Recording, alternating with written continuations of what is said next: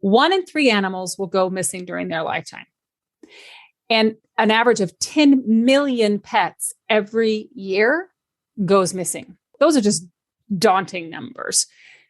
When you though look at the return to home rates, once they get into a shelter, less than 20% of dogs get back home to their original families. And depending on which group statistic you're looking at, 2 to 5% of cats get home. Welcome to the Wear, Wag, Repeat podcast. I'm Tori Mystic. As a dog mom lifestyle expert, blogger, and business owner, I love talking to other women in the pet industry and sharing their advice with you every week. Sit, stay, and listen to the latest episode.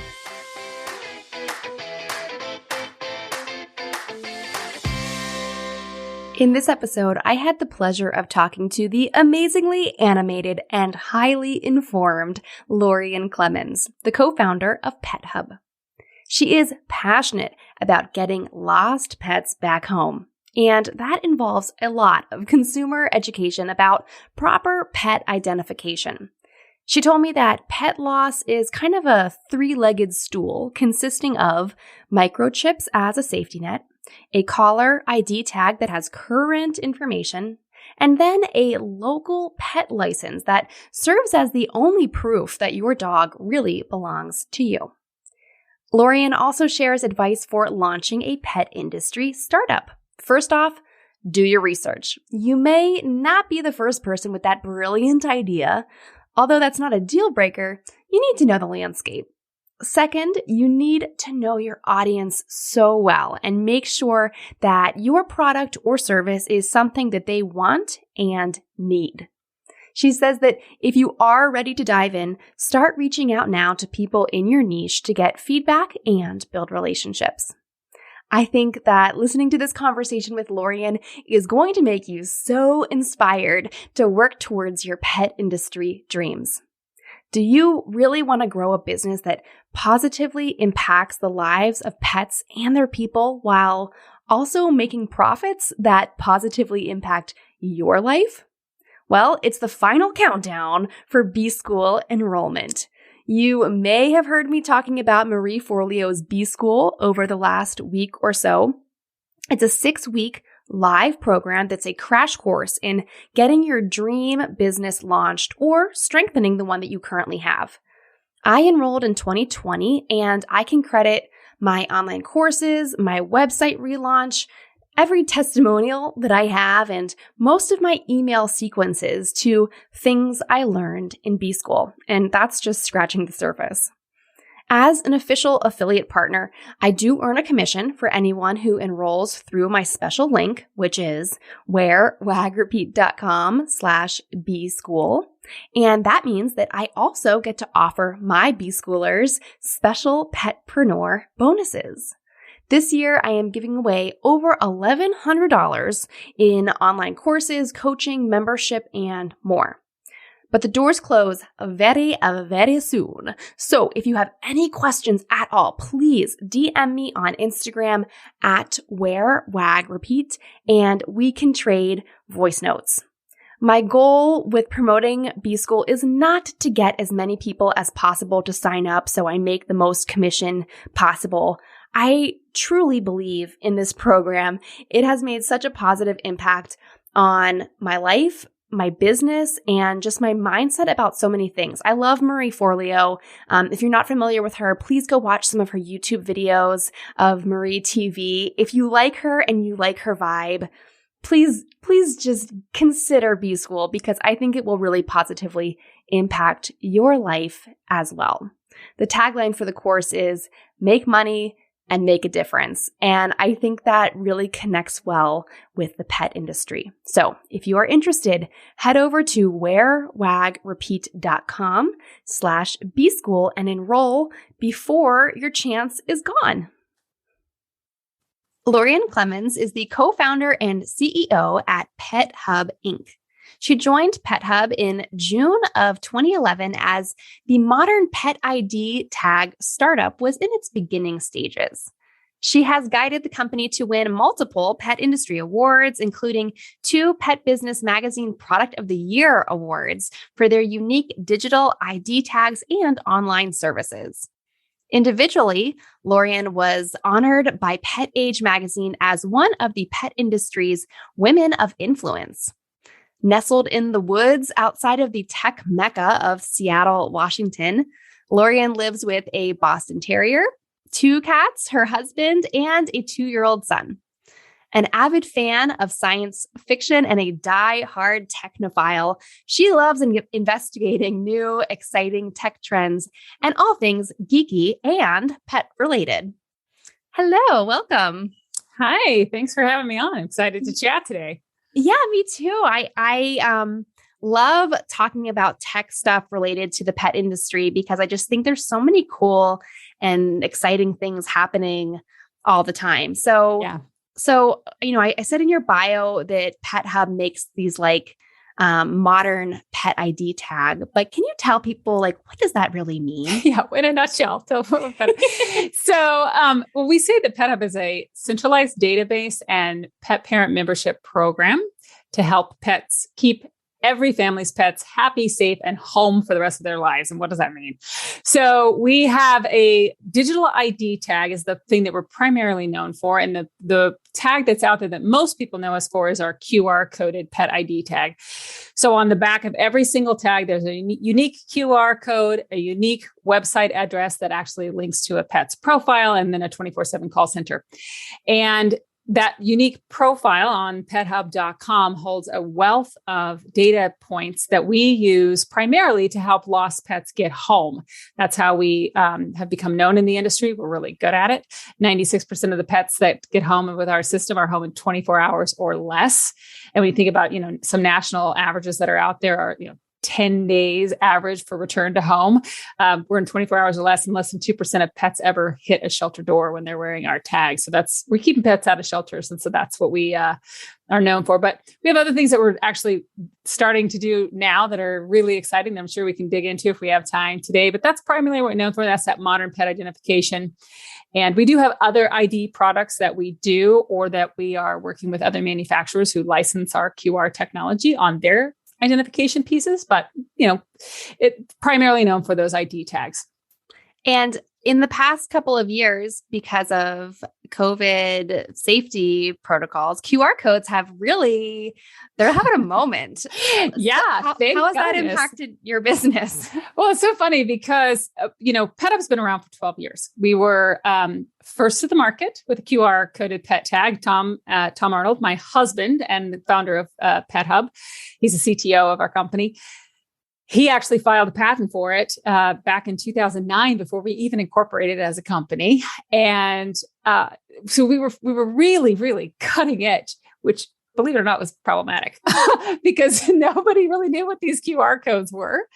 And within the few years after we started, people have started to use QR in marketing and things like that. But frankly, it was a little bit of a flop in the United States, whereas in Europe and Asia, it really had taken off. The use of QR had really taken off. But in the United States, it wasn't gaining much ground. So though we were doing really well in what we were trying to get out there and get done, it wasn't as popular as we had thought it would be until the pandemic. And now it's just crazy how everybody totally gets what is happening. Although I will say, even before the pandemic, QR had become ubiquitous enough that folks would look at a tag and go, oh, that goes to an online profile. They had figured that out. But when we first started, there was a lot of education around telling people how it worked. We also were the first to file an NFC tag, the tap technology before people got used to tapping their credit cards and things like that. We filed a patent on NFC as soon as it basically became usable with Android phones.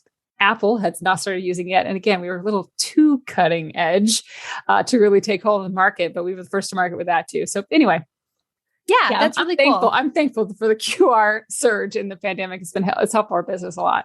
Yeah. Now everyone in almost every demographic, I think, can understand how to use a QR code now. So that's really good. One thing that you touched on was this return to owner rate or getting pets back home. And I just wanted to talk about that a little bit because I think that there's I think with your product, there's just such a huge component of like consumer education of, some people's dogs don't have tags, period. And so they're kind of screwed when their dog escapes. Yeah. And so talk to us a little bit about, because I think people don't realize really how, how drastic the numbers are with, dogs actually getting back home. Yeah. So if we talk, and I will say, thankfully, and not just because of us, but programs like ours have helped certainly. When we first started, there were 6 to 8 million pets every year in shelters, and as much as 50% of them were being euthanized. Now that number has gone drastically down. The no-kill movement has helped with that significantly. But the statistics for lost pets are the same in terms of how many pets get home and how many pets get lost rather, and then how many pets get home. So 1 in 3 animals will go missing during their lifetime. And an average of 10 million pets every year goes missing. And so those are just daunting numbers. When you though look at the return to home rates, once they get into a shelter, less than 20% of dogs get back home to their original families. And depending on which group statistic you're looking at, 2 to 5% of cats get home. Those are daunting statistics. Now, there are some statistics out there that say things like, 80% of dogs get home, with their ID tag. That's great. But the problem is if they don't have an ID tag, they're not getting home. And there is frankly no real statistic out there about what is the percentage before they get to the shelter that get home. But just, if you think about where the numbers are in terms of how many animals are going into shelters and things like that, it's still really daunting. So from our perspective, you need to look at identification, and lost pet prevention is kind of a 3-legged stool. A microchip is great. It's the ultimate safety net. A lot of people are like, well, when my pet's microchipped, I don't need an external tag. Well, microchips are great until they're not. There's a lot of inherent things wrong with microchips. For example, they have to be scanned at a veterinarian or a shelter in order to get home. So that means that you're relying on somebody who may or may not understand how microchips work, who may or may not want to have to put the dog into their car and take them to a vet or a shelter and then get them scanned. You're relying on a good Samaritan to help you out. You're also relying on, once that they get to the shelter or the veterinarian, that the time will be taken to properly scan. Most microchips are put in between the shoulder blades, but those things can migrate, and it's not a small percentage that migrate. A good enough percentage of migrate that it's not uncommon to find them down the shoulder or even down the leg or way down on the back. And so you have to hope that, that was properly scanned. And then you have to hope that the information is up to date. And this is where it gets the scariest. So according to the microchip industry, as much as 52% of microchips are either out of date or were never properly registered in the first place. If you talk to some shelters and veterinarians, they'll tell you the numbers are even worse. We talked to one of our clients. They say about 80% of the scans that they do for microchips that have a microchip in them are out of date or have no information at all. And that only about 20% of the animals that they're scanning actually have a microchip. So that's a tiny number of pets that are actually getting home with that microchip. And it's a tiny percentage of a tiny percentage. Right. And I mean, I don't know how many times you've heard these stories of, oh, it's so amazing. After 7 years, this cat got home because of his microchips. I think that is just tragic. It was tragic for the pet that had to be away from his family for 7 years. And then for the family that took him in and readopted him and that loved him for those 7 years. And now they're faced with, oh, he doesn't really belong to us. He's part of another family. That's devastating. I would much rather us have a system where pets are getting home in hours, minutes, not days and months and years. So microchips, ultimate safety net.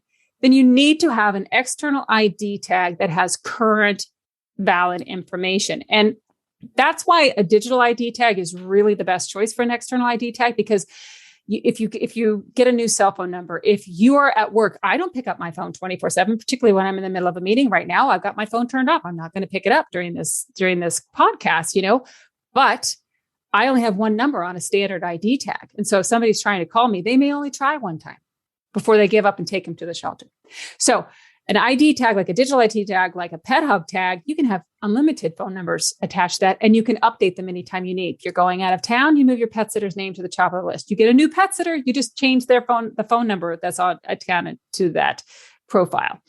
And then the last thing that we recommend that you get, even though a lot of people don't think about it, is local ordinances will have rules about either a registered rabies tag or a license tag. And that's one of the reasons why PetHub years ago pivoted from being a direct-to-consumer primarily product to being a product that works with municipalities, animal shelters, and veterinarians to provide better identification for regulated IDs. A regulated ID, like a local pet license, is the only proof of ownership that you have. It's not enough to have put a microchip in a pet and then registered under your name. Anybody can do that. But the only thing that really proves that that pet belongs to you and your family is a local pet license. So 3 legs: microchip, identification externally, preferably a PetHub ID tag, and then a local registered tag. And so you mentioned that, I mean, that's like a lot. Sorry. It is a lot. It's a whole lot. Processing. Yeah. I'm scared. I'm excited. There was a lot of emotions happening. But you mentioned kind of partnering with local municipalities. How does that work? That seems like very complicated, because even just where I live, there's 5 different people or organizations who oversee the dog licenses for different counties. I mean, yeah. And where do you live? In Pittsburgh, Pennsylvania. Oh, wow. Okay. We got to talk and fly about that. I went to Pitt for grad school. Okay. Oh. I love Pitt. So yeah, so it is confusing. And depending on where you live, it can be really confusing whether, boy, I live across the street from this person, but they have a county tag and I have a city tag, or I'm in this borough or what have you.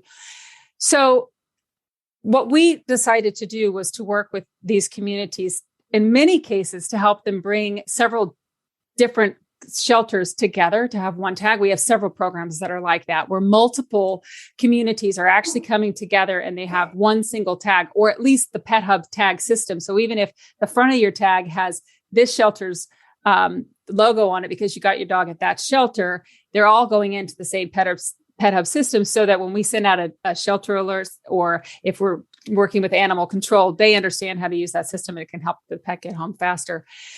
But in terms of, what you personally have to go through to get your pet licensed, the best I can say is you go to Google and you say, license my pet, and you put in your address and you'll find out what the local ordinances are. One of the things that we've had to learn as a startup company, doing something that's never been done before, we're literally changing the paradigm of the way pet licensing identification tags are done.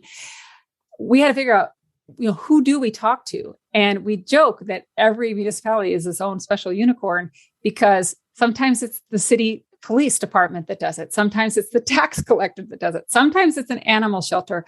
Sometimes it's, another city government or organization that then contracts through different veterinarians and shelters.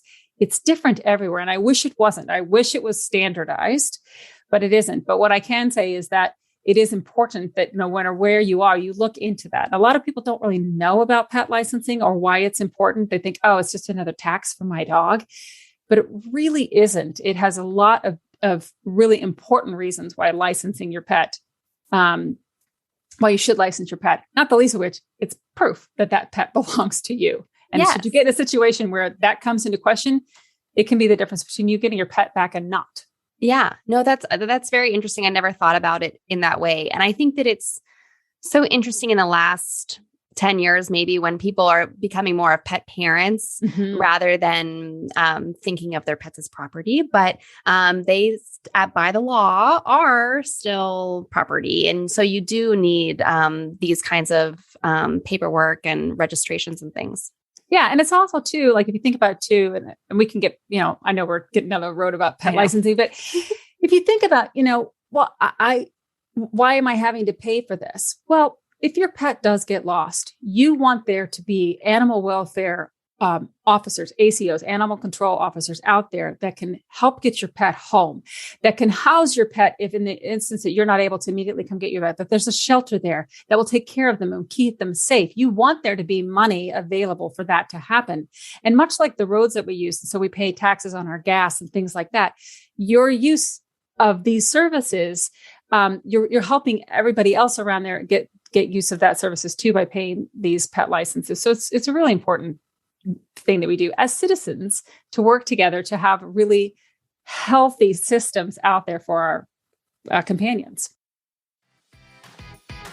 Do you want to make your pet business dreams a reality in less time, for less money, while having way more fun? Marie Forleo's Bee School is a 6-week online program that teaches you how to run a profitable, values-driven business that will profoundly change the quality of your life. I'm an alumni of the course, and after learning so much and implementing it in my own pet business over the last 2 years, I decided to become the only pet industry Bee School affiliate partner. If you're interested in enrolling in this life-changing program, please sign up through wearwagrepeat.com/bschool. And you'll also get access to over $1,100 worth of Wear, Wag, Repeat bonuses, including my own pet industry-specific online programs and tons of one-on-one support. Enrollment is only open for a very limited time.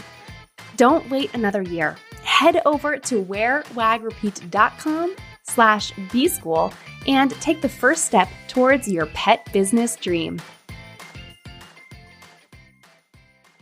Well, and I love just hearing how, before pivoting was like the buzzword, that you guys were pivoting from pet owners to working with local organizations and stuff too. And it seems like there's been a lot of learning curves from that perspective, and then also the technology and everything.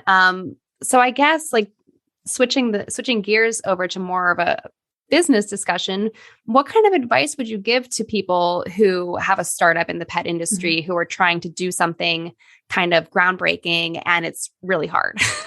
It is really hard. I would say first and foremost, if I can, make sure that it's groundbreaking. Make sure that somebody isn't already doing that. I mean, there's a couple of folks that are out there right now with QR code tags that are literally like, oh my God, we invented this amazing thing. I'm like, I've been here for 12 years and we've got over 30,000 pets home with the system and almost 1 million pets on the site, but okay. So make sure, because they're actually, and it's not just QR codes. Don't mess with Lorien because she knows the stats. She knows the numbers, you guys. Well, and it's just, I see this time and time again. I just use a QR as an example because there are a couple of companies literally that have come out in the last 6 months that people are like, oh my God, they invented this amazing thing with QR. Isn't that awesome? It's not, but the thing is that there are several companies out there that I'm watching and they're talking about how nobody's ever done this before. And I can't believe nobody ever thought about this. I'm like, I can name off 5 companies in the last 5 years that are working on this right now. You just maybe haven't heard about them yet, but doesn't mean that they're not out there. And so first and foremost, when you're getting ready to start a company, please do your research. Do it deeply. Just because you have an idea, the second you go, oh my God, I've got an idea, then immediately start researching to see if somebody else has had that idea.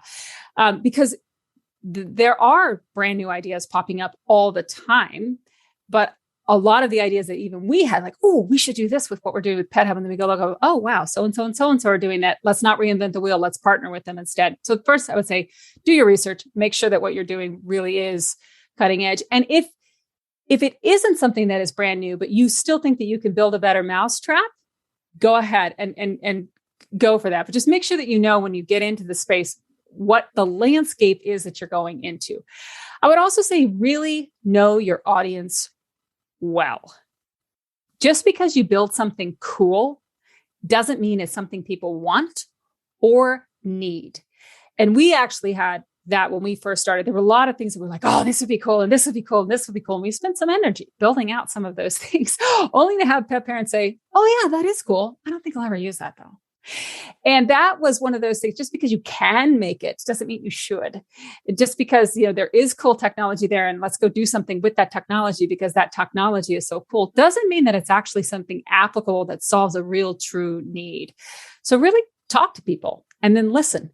to what they have. And then also, I guess the last thing that I would say is, if you're ready to start, you've got an idea, you've already been working on it, start reaching out now and building networks. Reach out to people like me, reach out to companies that have been around for 4 or 5 years, start getting feedback, because I wish that there had been a true startup community when we started with PetHub 12 years ago. There really wasn't. There were only a couple things out there. Rover started around the same time we did, a couple others that were starting around the time we did, but there really wasn't much happening in the tech space in particular, in pet.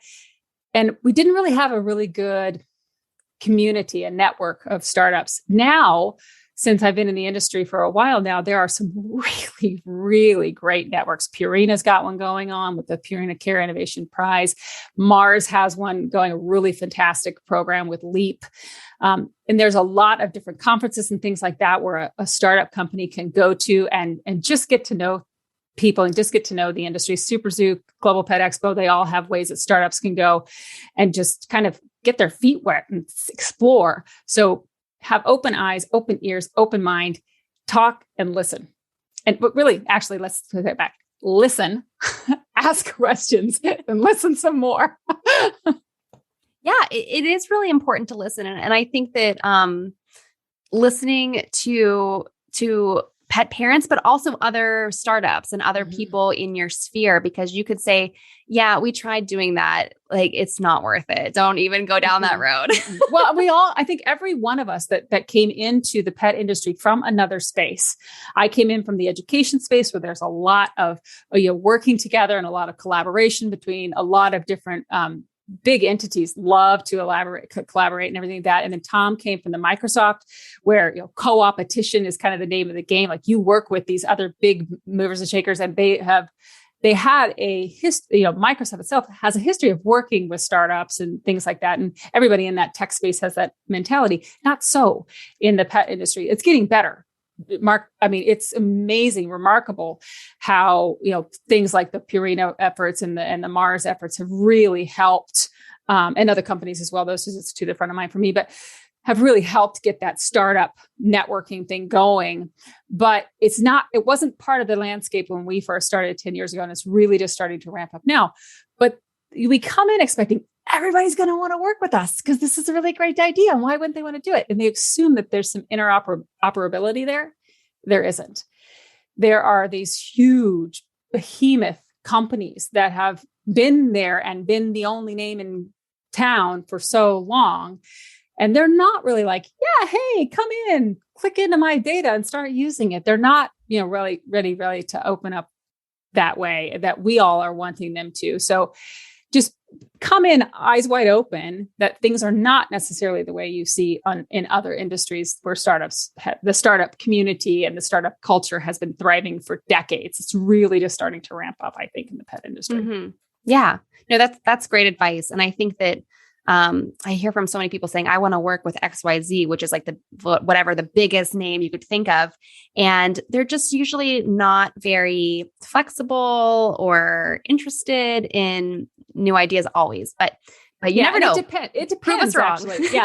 No, you got to put that little asterisk up. It depends, type of a thing, because sometimes they are, but then also too, I think, and we certainly got our butts handed to us a number of times where we went in assuming like, of course they're going to want to do this thing with us. Why wouldn't they? They'd be stupid not to. And our arrogance of like doing something that we knew that they weren't doing. We knew that, they had nothing going that was, going to be helping them with this. And no, they didn't. We were right in that assumption, but just coming in with the assumption that because of that, they're going to want to work with us really was kind of one of those things of like, no, they don't. Or they get so many people knocking on the door that it's noise to them. So it really is important that you start small, but start networking immediately. Just get to know the people. And I would say that if you go in asking for help, asking for a favor, asking for a partnership, you're going to get a lot of doors slammed in your face. If you go in and say, hey, I'd love some feedback.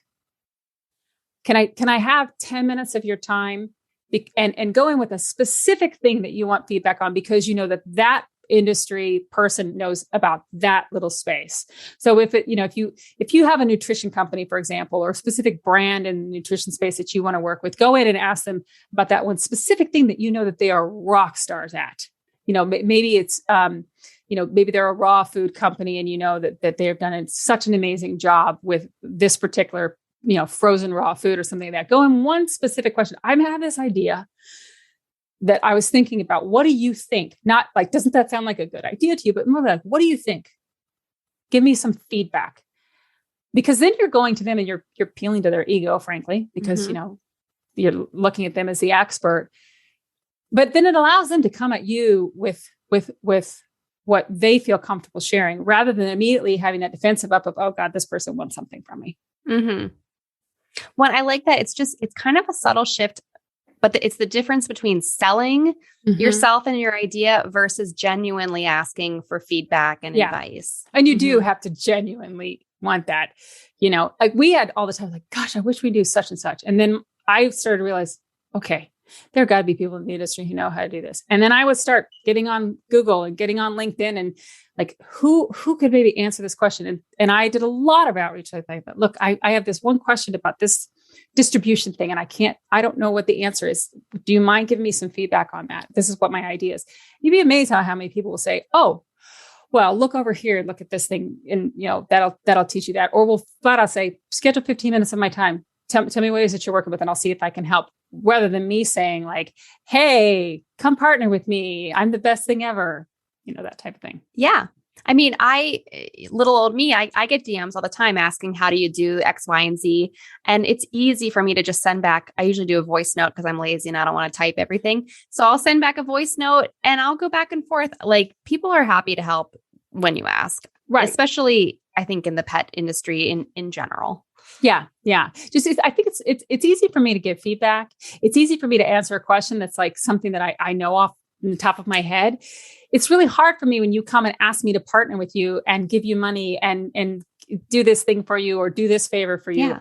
That immediately I shut down because it's going to take resources from you. You're already got too much to do. And it also puts me at risk, frankly. I mean, it was hard for us to hear when we were started. The first 5 years that we were trying to do this, we went to shelter after shelter after shelter. Like, really, this is going to be great. This is going to be great. And they're like, sounds cool. Go ahead and give us some free tags. And if we have time, we might throw them on a couple of pets and see how it works. But come back to us in 5 years when you've proven yourself.